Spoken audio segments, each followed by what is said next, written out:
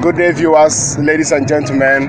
This is live at the 26th UFTAN conference holding at Nnamdi Azikiwe University, Awka.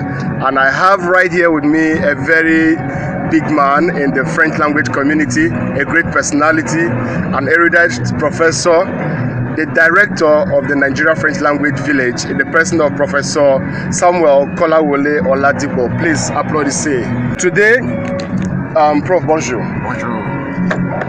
Prof, the reason for this interview is, in Nigeria, English language is the main official language. Yes. And some years ago, it was said that French was almost adopted or was unofficially adopted as Nigeria's second official language. And today, this year, UFTAN is looking at French for employability as the theme. I like it so much. The reason being that most people out there, we try to preach the importance of French and how lucrative it is. I run a radio show on Urban Radio, 94.5 FM. Prof, French for employability. Do you think the French language still stands as a lucrative skill in Nigeria? What do you think about the prospects or the future of our undergraduates and the young scholars? I see a number of young people joining the French teaching profession, and we have others who after school probably want to work with the language, but sometimes they are confused. I'm not saying you should suggest the jobs, but what do you have to say about these themes in 1 or 2, 3 minutes? French for employability. I'm going to play this on the radio. I'm going to post it on social media platforms. Let's see what our guy is saying from the French village. Professor Samuel Kolawole Oladipo, ladies and gentlemen. Thank you very much, my dear brother. Yes. I must thank you for this opportunity you have given me. Thank you, Prof. To express my views on the issue of French and employability. Yes. You just mentioned that French as a language was almost adopted as a second official language. Yes, sir. Of course, a lot of people saw that one as a political statement, because it was never implemented. Even though it was essentially necessary and good to implement, but it wasn't implemented because the proponent, the person who actually wanted it that time or who was sponsoring it, didn't make it for a long time. But be as it may, French has always been a cause that is desirable for Nigeria and for Nigerians. Much has been said about the location of Nigeria vis-a-vis the French-speaking countries. The proximity and some other things. But the status of Nigeria itself, herself, has shown that there is no way Nigeria will not continue to need French. Okay, good. There is no way Nigeria will not continue to need French, good, whether we like it or not, because we belong to a lot of international organizations and regional organizations whereby French language is required. That's at the level of government.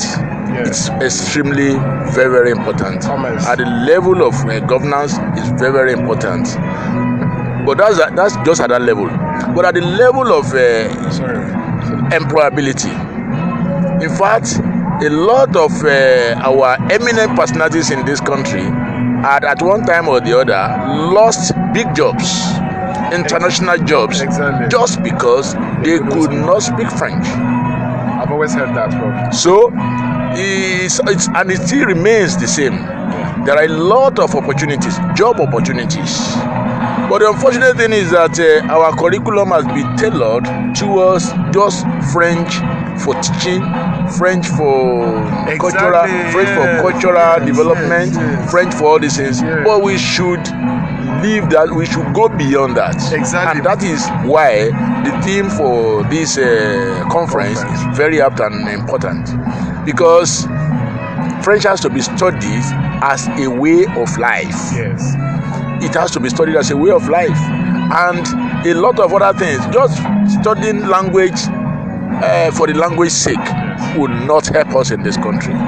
We have to make it a way of studying it to bring in employment opportunities. Yes. Platform. So, and that is why interdisciplinary actions, interdisciplinary things have to be developed.